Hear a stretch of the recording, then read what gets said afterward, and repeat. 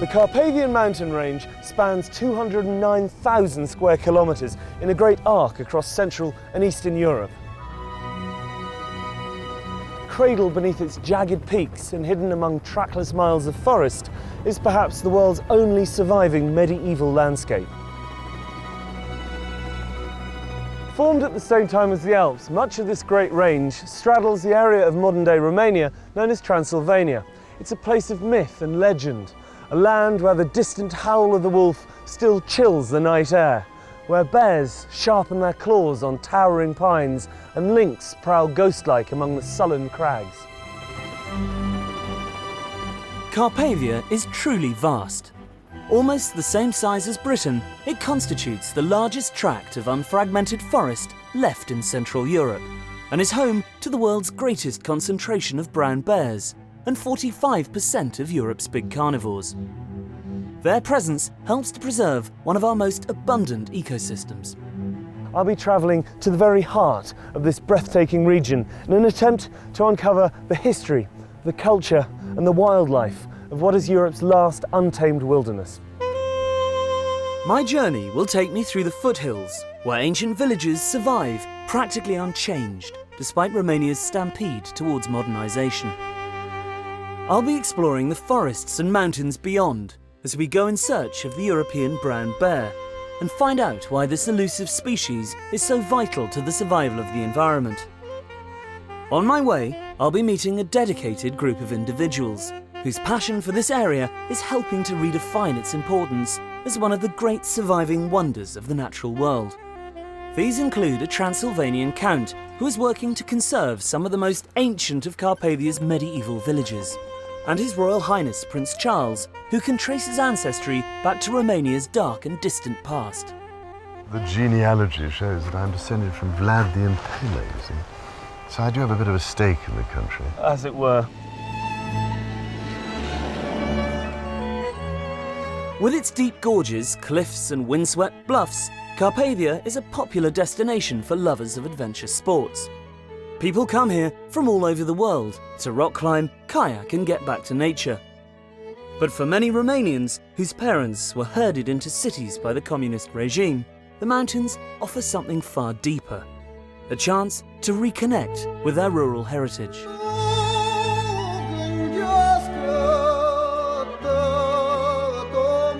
To get a feel for the geography of this unique mountain range, I joined Mihai Constantinescu, leader of the local Alpine Association, his wife Mihaela and their friend Nicoleta Carpinianu for a 2-day trek through the Apuseni region.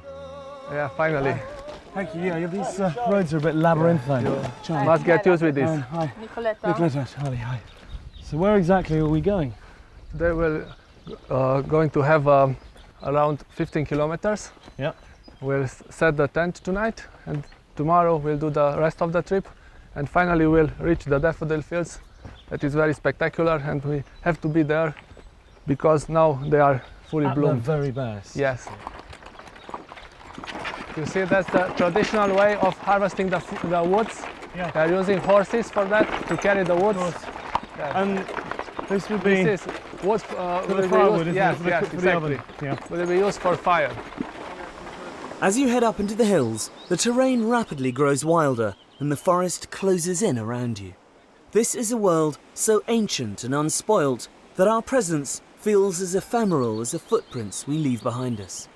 All my life, I've dreamt about visiting the Transylvanian wilds, but where Bram Stoker describes a sinister and haunted landscape, instead you find yourself in a world more redolent of Tolkien. This is actually the longest cave in Trascou Mountains. It has more than 2 kilometers of caves and galleries. So this great chasm is a system that goes right back through the mountain. Yes, it's going through the mountain. You can actually go and get out on the other side. You can see the place where the water goes in, and it pops up here. This tributary, though, is part of the Ariash river system. Yes, exactly. And the gorge that we're about to walk to is the next door valley, I presume. Yes, it's a parallel valley to this. It's like several hours of walking. Well, lead on. Okay.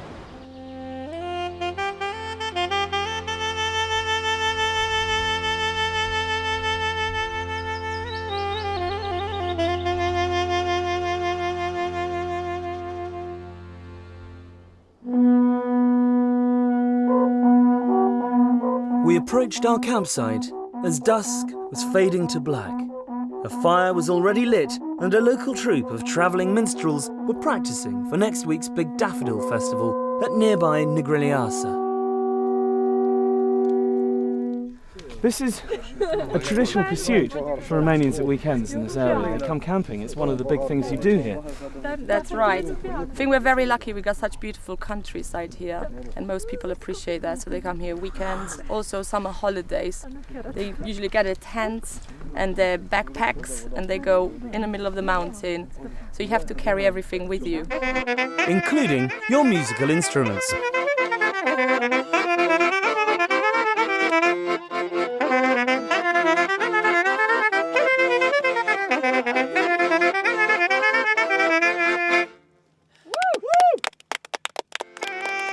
The festivities continued late, a single small island of light and warmth in a vast ocean of night, the only other illumination being a pale, vociferous moon.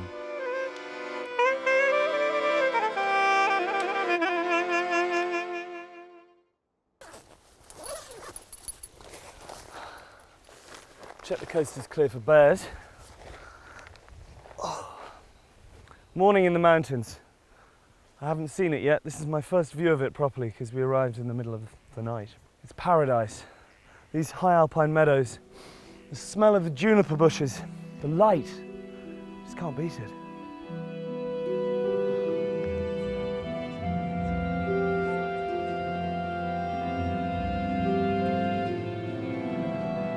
After a long morning's walk, we reached the wild daffodil pastures of the Appersan Hills. And although the festival was due to be held the following week, the ground was already a carpet of white. Well, I'm so glad we've finally made it. It's taken us, Yes. what, 2 days, 50k, thereabouts. And here we are finally. Yeah, nice place to come to. What an amazing place to Yes. come to. It's truly wonderful. Thank you so much. My pleasure, Being my anytime. guide. I think we should sit down and just take it all in. Enjoy the view.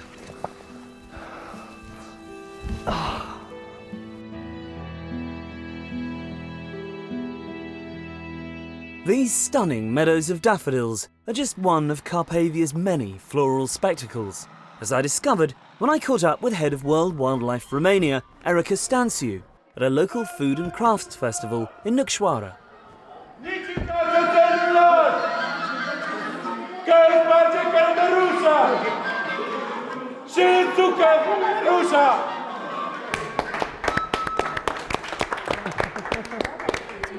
Erica, hi. Hi, thank you. Nice to see you. What a wonderful spectacle. Is this a regular occasion? Well, it's becoming regular. It is an old tradition that stopped during the communist times, and now it is being renewed.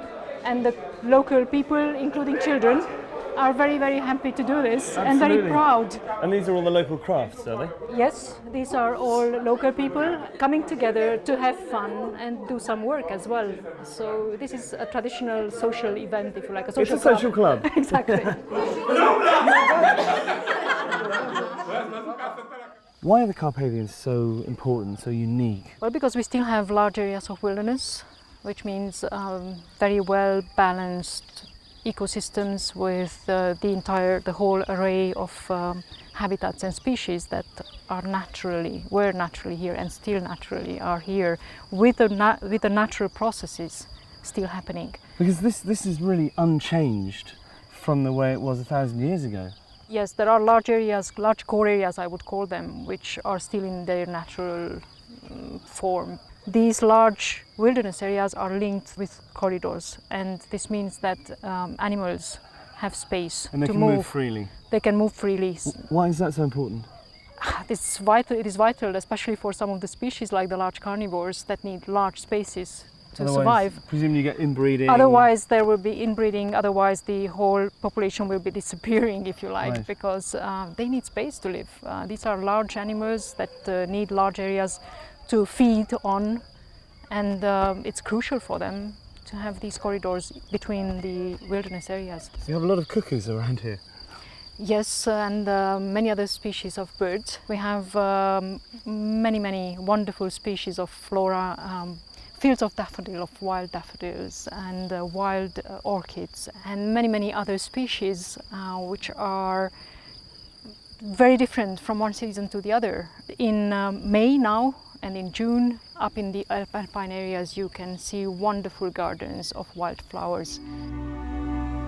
Inhospitable though the Carpathians often are, people have been living here for millennia, and the mountains around Gradistia de Monte conceal something extraordinary. What you see today is estimated to be less than 10% of an ancient city that lies tangled and buried beneath the roots of the forest. The ruins of Sarmisegetusa, capital of the Dacians, have been described as the Machu Picchu of Europe, although they predate the Incas by nearly 1,000 years. Around 200 AD, it was the cultural, religious and military heart of a civilization that stretched from Slovakia all the way to the Black Sea. But this is an area that's proved almost impossible to conquer for any length of time. The Romans were forced to pull out due to the high cost of policing such wild terrain. Then came the Huns, the Avars, the Slavs and the Bulgars, the Magyars, and most enduring of all, the Saxons. Travelling northeast towards Brasov and the foothills, you reach a region where the German language is still widely spoken, and many of the people are descended from immigrants who came here in the 12th century. Or at least, that was the case, up until the early 1990s.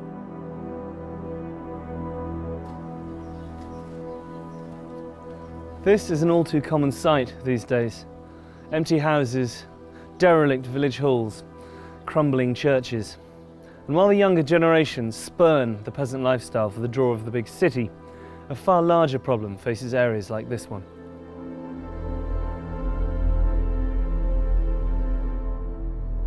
Following the revolution and the fall of Ceausescu, the German government gave its Saxon cousins the opportunity to return to their homeland.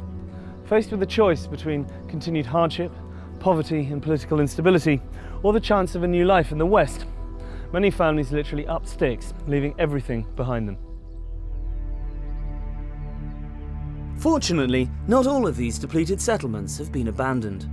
Aside from a growing Romani population who have moved in to take advantage of the free housing, there is still a stalwart Saxon contingent who have stayed on and are attempting to inject new life into what is a vital part of Romania's cultural identity. The village of Viscri is one of the lucky ones, where members of the community have banded together to preserve their architecture and traditions. Many of these houses date to the time of the first settlers, direct forebears of today's inhabitants, like local resident Caroline Fernelend.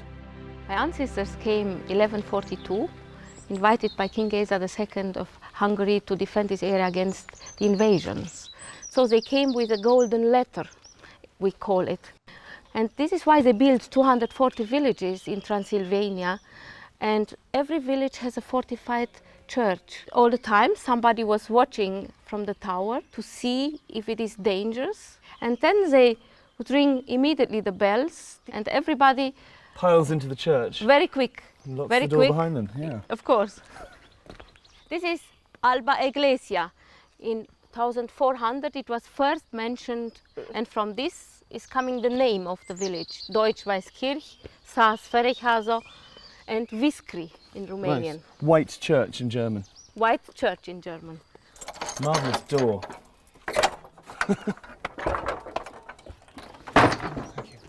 It is a very simple church, and our daughter, she finds some rules from 1640, how the community was organized and what they have been allowed to do and what not. For example, if somebody during the service was snoring and your second neighbor would hear you, you have to pay a fine. So it's okay if you fall asleep, but you must do so very quietly. Very quietly, yes. And presumably there was a pecking order in terms of where people sat in the church. Yes, this we are respecting also today, even if we are 8, 9 people. For example, the young ladies, they sit in the back, and when you get older, you move more in the front. After 80-year-old, you have to sit here close to the angel of death. This is the last station alive. It is preparing you For the afterlife. for the afterlife. How extraordinary. That shows a very healthy business-like attitude to mortality, really. Look at this. It is unbelievable. It's just so big, you can see, I mean, all the tiles on the beams, all the way up the structure inside the tower. I mean, I felt like I was gazing down Noah's Ark, you know, as you saw the roof of the church. The amount of work that must be required to maintain a building like this. Community has done this when it was needed. This is why they have not built something new here. They only maintained the church and the towers how they have been always. Ceausescu in '88, he proposed that 8,000 villages like this to be destroyed in Romania, to destroy our identity. This was his goal. And now Viscri and other villages are listed, recognized by World Heritage, UNESCO. It's so lucky he was deposed in the nick of time, I think. When I'm here, I feel that I'm the richest person from this world. And if you are here in the evenings and hear these birds and insects singing, I really think it is wonderful, and all stress from the day is gone. Disappears. Yes, I think gazing out from this balcony has to be qualified as a form of meditation, really. It is, and I'm very grateful that I'm allowed to live here and now in this democracy. While the 21st century is starting to make its presence felt here, for the Saxon contingent, daily life is still remarkably unchanged. With the influx of tourism and the opening of several guest houses embracing both the traditional and the more modern, greater effort is being made to preserve the old ways. Everyone in the community has their role, whether it's the daily grind of making flour and baking bread for the village in stone ovens, or looking after the livestock. When you live this close to the Carpathians, one of the more full-time jobs is tending the sheep. Accompanied by their packs of ferocious Heinz 57 guard dogs, these shepherds have to spend nights sleeping out on the hills to protect their flocks from the constant threat of large carnivores.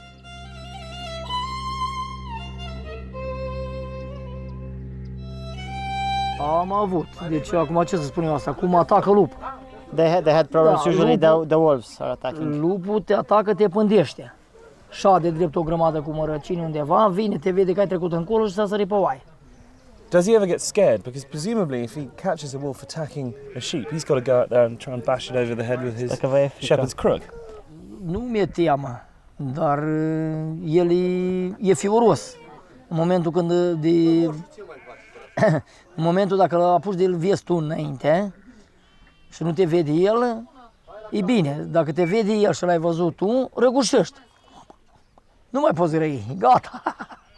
Would he rather there were no wolves, or is 1 or 2 sheep a year an acceptable loss to have large carnivores living in Romania? Deci să nu ai pierdere, pagubă. Dar să fie urși lupi. Poți să fie urși lupi, dar să nu ai pagubă. Every day, Stelika and his colleagues drive their flock for miles across the open pasture. And most exhausting of all, as I found out, they also need to milk each sheep by hand, twice.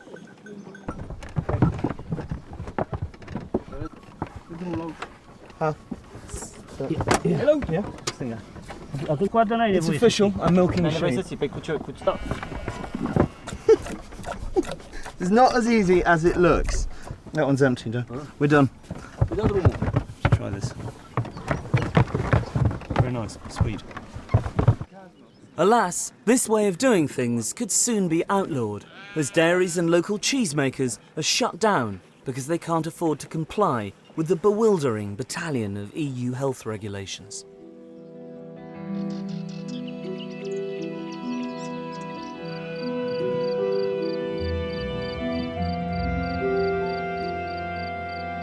One organisation that is striving to prevent this from happening is Adept, a charity that maintains local methods of farming and living off the land are essential for the survival of a rich and varied ecosystem. I caught up with British-based founder Nat Page. We're now in a typical damp lowland hay meadow, which is probably the most threatened kind of habitat in the whole of Europe today. They existed around villages in Western Europe and Eastern Europe, and really they've only survived in Eastern Europe. Here, just in this square metre where we're standing, in the beginning of June, there will be 60 different flower species in every square metre. The diversity of the flowers is just absolutely unbelievable. And that's because this has never been fertilised and has never been sprayed. And this kind of landscape is of fantastic European importance. You say it's under threat. In what way? There are two reasons. One is the need for farmers to make money. So unless they can get value for the goods they produce under these conditions, they'll be forced to intensify. And the other is abandonment, that if this land is left uncultivated, it will degenerate into a low value scrub, which doesn't have nearly the diversity. And we're not talking just about flowers here. There are between 100 and 200 species of butterfly that have survived because of the lack of spray. And so we're trying to protect the biodiversity. The biodiversity depends on the people and the management by the people, so we're also trying to protect these small-scale farming communities. But the other most important long-term way of promoting survival is helping them get a proper price for the goods they produce, bringing innovative marketing means to support traditional production methods. In many ways it seems that these smallhold farmers are custodians of the landscape because their continued survival ensures the survival of this ecosystem. Yes, let's hope we can keep as much of it as we can. Who knows, in 10 years' time, this will not be the same. Well, it will be here in 10 years' time if everyone comes to look at it and experience it and enjoy it. Yes, look at it, enjoy it, and support the local economic system. And the system will continue. Perhaps the best way to explore these gently undulating fringes of Carpathia is by mountain bike. A set of trails has been built through the surrounding woods and hills, linking Viskri to its neighbouring villages, and whilst there's nothing too challenging, it's a great way to see the countryside.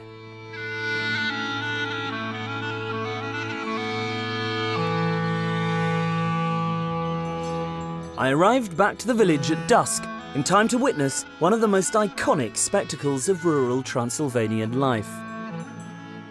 Early each morning, the cattle, individually owned by members of the village, take themselves out to pasture. In the evening, they unerringly manage to find their way back again. For anybody who thinks cows aren't intelligent, have a look at this. They know exactly where they're going, they don't need to be told, they just peel off into their respective homes.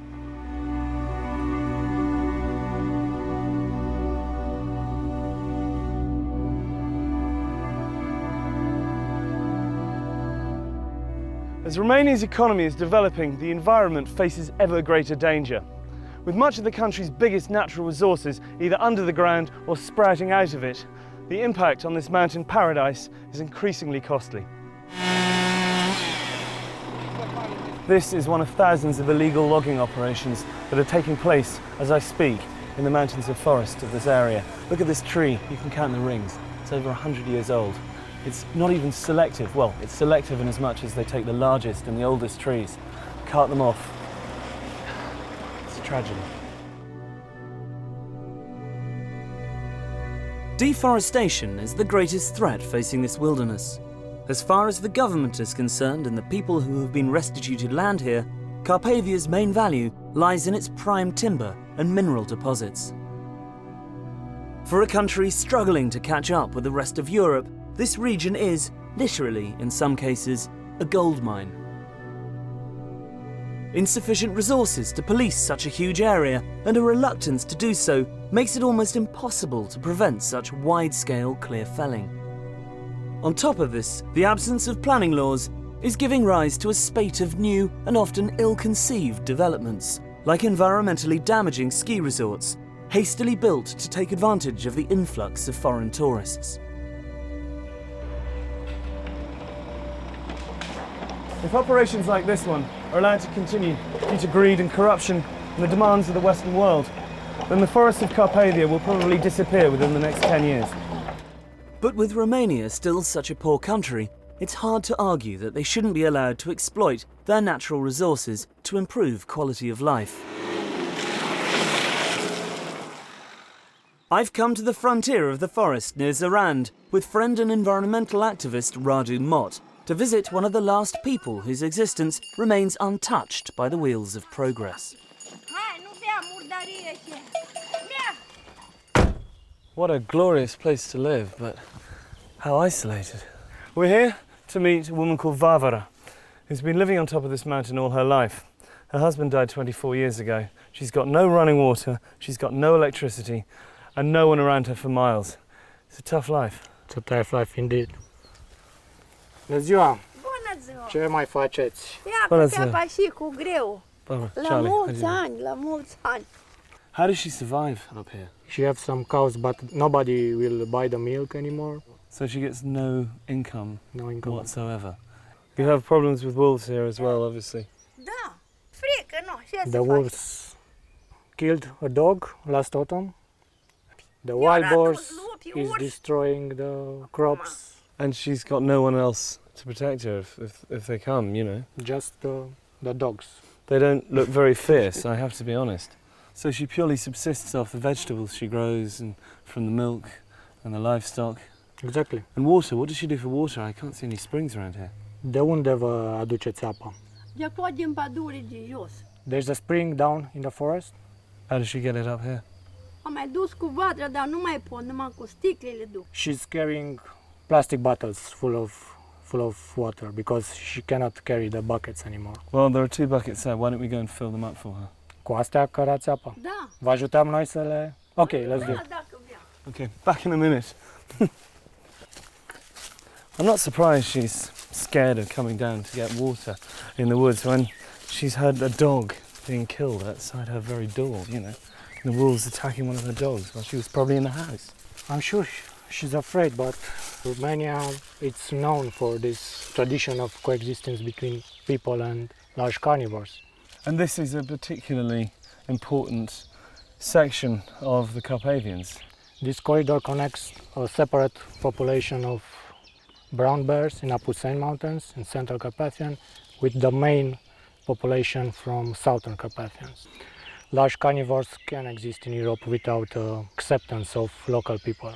There is motorway planning to be built further south that will completely block. Well, they're not going to be able to get across, so... Exactly, without effective mitigation solution. It cuts their migratory route straight in half. Exactly, it will be a total barrier for wildlife. Well, here's the spring. I see what she means. It's a long way to come, isn't it? Yes, it is. Especially if you need a glass of water in the middle of the night and you hear the howling of the wolves outside. I presume that this is scooping out the water. Yeah. Right.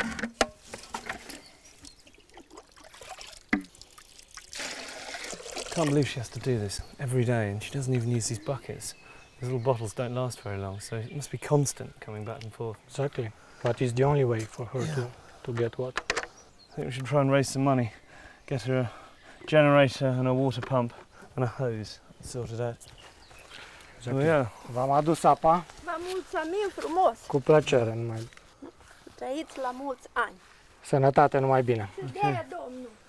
Hope that'll keep her going for a while.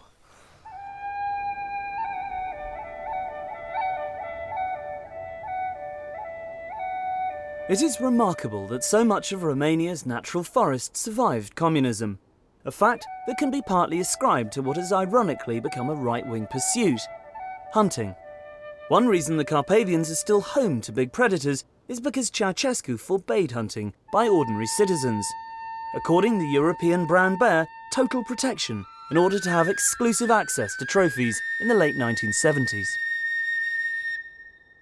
Today, Romania is home to over 5,000, around half of Europe's total bear population.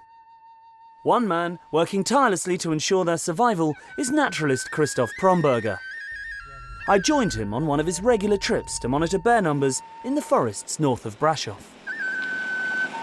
The wilderness really needs the large carnivores because they keep the whole system in balance. They keep the ungulates under a certain threshold, so the forest can regrow, and when the forest can regrow, all the other species, the birds, can live and so on. So the large carnivores are really important to keep everything alive. By ungulates, you mean herbivores? You mean the deer? Red deer, the roe deer, to some degree wild boar, the chamois in the higher elevations. For example, if you don't have wolves, then the chamois will go down in the forest, and then in winter, and then they can eat a lot of the young trees.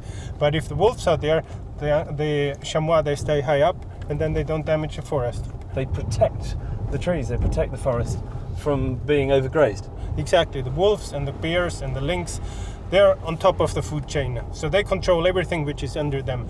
When they control the ungulates, like the deer controls something below them, and so on. The whole chain keeps going. But if the wolves and the bears and the lynx are gone, then everything gets out of balance. I can't believe how many lorries there are. This is such a common sight on these sort of roads. You just see one every 2 or 3 minutes, it seems to me. It's terrible, yes. I mean, they're taking so much more out than they should, or that they could take out. It's absolutely not sustainable. Why is it so important to preserve these forests? I mean, Romania is a poor country and wood is one of its greatest resources.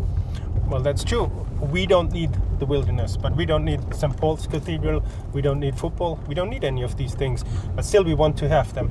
And we are just one out of hundreds and thousands and millions of species, and they all have the same right to exist, and they need this wilderness. So we cannot just come and say we destroyed all. That's just, we can't do that.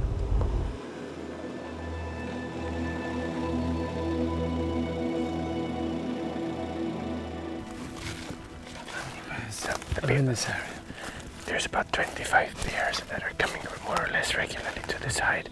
The height is just around there, about 150 meters from here. We gotta be very quiet now. They're the same family as the American grizzly, aren't they? Yes, they're actually the same species. They're just a different subspecies. Okay. Yeah. We might look out, there might be already tracks. Yeah, that we find tracks on the ground. They don't really attack people very often. No, don't worry, don't worry. No, I don't. I'm with you, I protect you.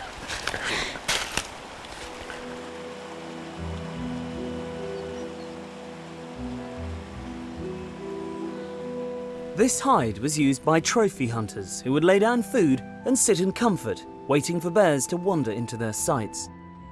An iron frame was employed to measure the size of prospective targets. Haunches of meat were hoisted, and bears tall enough to reach them were deemed fair game. Today bears are still fed and monitored, but to propagate their numbers rather than furnish the homes of the party faithful. Oh yeah, this black one, that's a 5-year-old female. She's not coming very often, but I've seen her here before. It's amazing, just to see bears so close, it's absolutely amazing. Yeah. What is it? It's not even 30 meters, isn't it? I know. They probably smell us, so they know that there's somebody here. But if we're quiet and if we don't do any fast movements, they will tolerate us here. Okay. Is that meat down the far end there? Because it looks like she's sniffing around there. Yes, that is the leftovers from the slaughterhouse. They came word and brought about a week ago a truck full of that stuff here. Mainly sheep guts and the sheep heads. Do they prefer that to the muesli? Well, of course, the meat is very protein rich, so they prefer meat, but it starts to get a bit smelly, so I think pretty soon it stings, I can smell a bit of it. Yeah, I think pretty soon they won't touch it anymore. The cubs. Yeah, oh yeah, that's a mother with 3 cubs of the year. They were born in January. Oh, look at that. The first time this year that they come out here. Yes, they've never been seen before. No, she was very careful with them so far. So it's the first time that they're here. Wow, so this really is a special occasion. Fantastic. Well, how big are they? 15 kilos now. Tiny. Yeah, that's so cute. They're everyone. Look at that. See how he's hanging off. He's trying to hang on. I imagine you never get bored of this. No. Because you come in almost every day, don't you? You can sit here every evening. There's every evening something else happening. I can watch this forever. Yeah. Really good. As well as his environmental work, Christoph and his wife Barbara run an eco-lodge, which offers guided excursions to the bear hide, as well as kayaking trips. Their riding school, Equus Silvana, lays on equestrian breaks, where guests can spend days galloping through fenceless wilderness.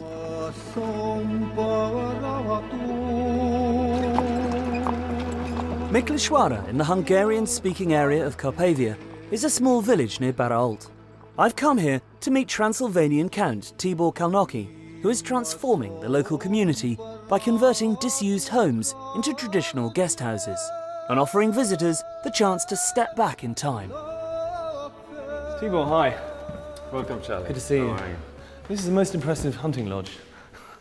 Yes, it's 500 years old and it's been abandoned for the last 50 or 60 years. and we're now starting slowly, one step after the other, to restore it. There must be a huge amount involved in restoring a place of this size. Yes, first a lot of research to see how it has been before, and then the techniques, the old techniques, have to be used. So it's quite a big job. So you're doing everything in the traditional way? By hand. By hand. How many buildings have you got in the village? In this village there are 6 houses with barns and all the other buildings around it, and then the manor with its domain. So it's if we take the buildings themselves, it's something like a dozen of So you're buildings. creating quite a space for people to come and stay and experience the village life here. I know this is just open pasture, but it does feel like we're in some great park. Yes, these wonderful trees, which are hundreds of years old, have been giving shade to the cattle, and that's why they're here. They're here, and they're mostly oak, it seems to me. Mostly oak, and some of them are over 500 years old.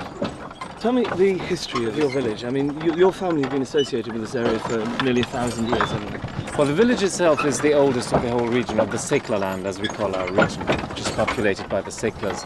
And it's going to have its 800th anniversary this year. The family is slightly younger. They came only 40 years later, so it's something like 760 years now. A relative newcomer. Yes, absolutely.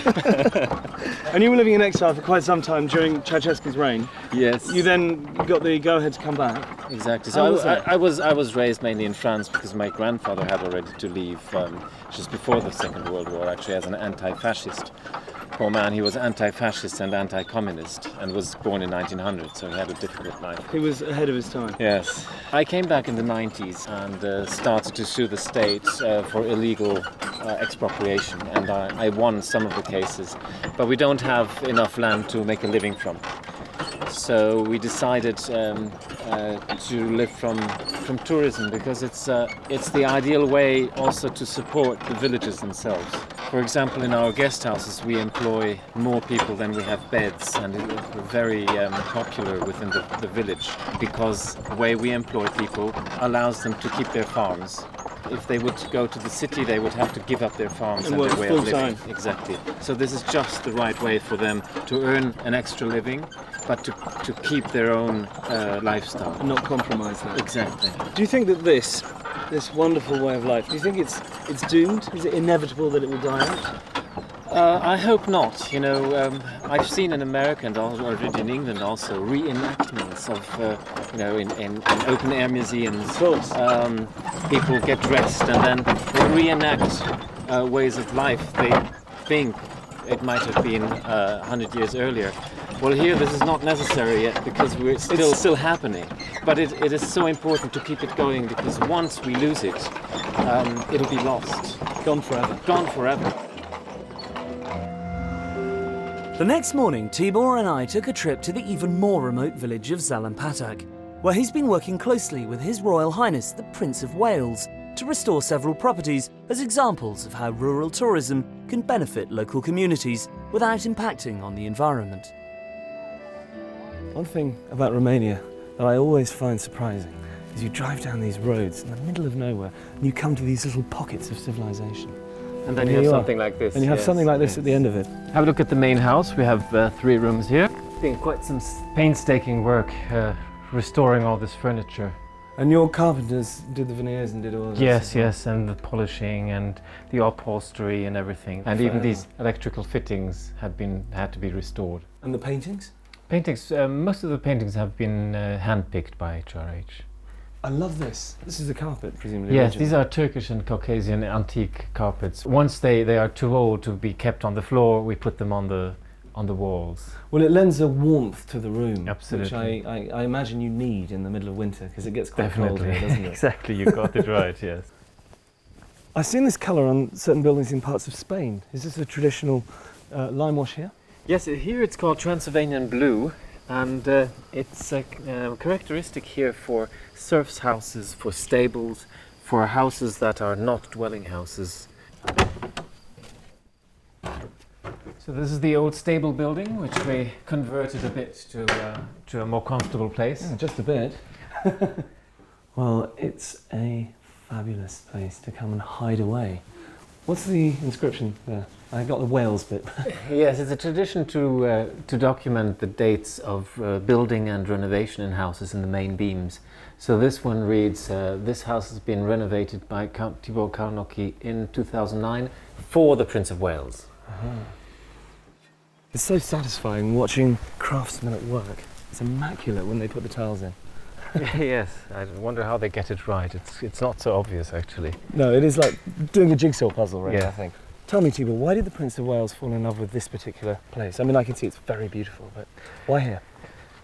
I suppose it is because it's a place where the local population still lives in total harmony with the environment, with nature. And it is not complete and total wilderness like up in the mountains. It is actually handmade, but it is the perfect cohabitation of man with nature. It's easy to forget in such comfortable surroundings that the forest is still only a few feet away from the back door. A fact I was reminded of when I took a quick stroll in the adjacent hills. Walking up through fields of orchids along the edge of the tree line, you are completely immersed in the natural world.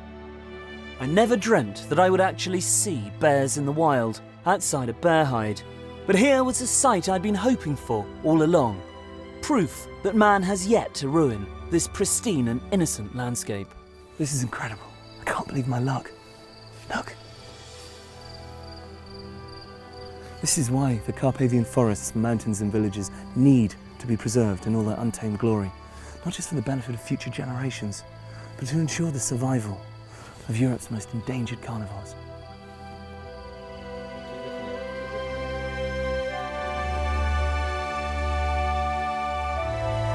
If something isn't done, then this verdant paradise will become as ecologically barren as the Highlands of Scotland.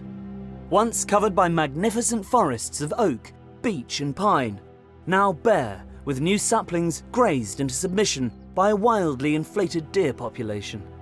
But it's here I've come, on the last leg of my journey, to meet one of Carpathia's greatest crusaders, His Royal Highness, the Prince of Wales. The key thing I think about Romania, and Transylvania in particular, is that there's so much we can learn from, it seems to me. It is the last corner of Europe where you see true sustainability and complete resilience and the maintenance of entire ecosystems for the benefit of mankind, and also for nature. And there's so much we must learn from that before it's too late, I think. So presumably this is why it's so important to preserve it for the future. Well, I think so, but people will say, oh, well, she's just trying to preserve things in aspic, and you're trying to prevent progress and so on. But you'd think by now we might have learned a few lessons from the things that have gone wrong with an agri-industrial approach to everything. Because the great thing, it seems to me, about Transylvania is the combination of natural ecosystems, the forests and the agricultural areas, together with the human cultural systems. And it's this extraordinarily unique, integrated relationship which is of such huge importance. Once you pull it all apart, you're left with something which can just be exploited without being treated in a sustainable way, if you see what I mean. Because if you cut down great swathes of the Carpathian natural forest, you're actually destroying one of nature's great services to the rest of mankind in terms of carbon sequestration.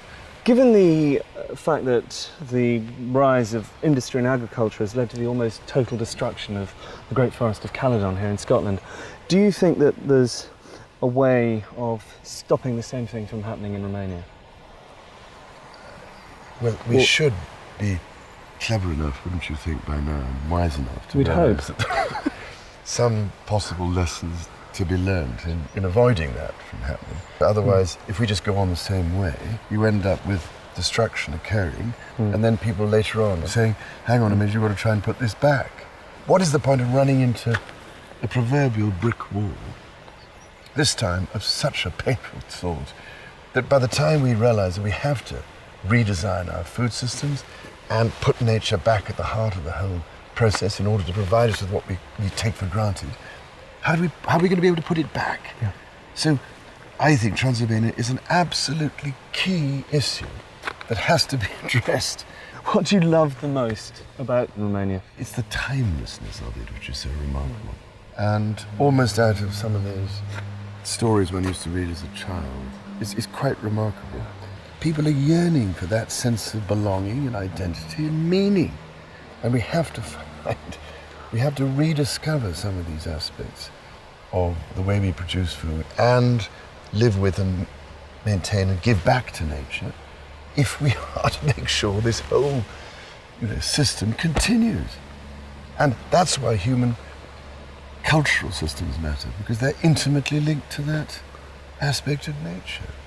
It's in us, but we've somehow denied it and thrown it away and said it doesn't matter, it doesn't exist, it's irrelevant. It isn't irrelevant. Nourishes the soul and the heart, absolutely. That's what Romania does for you.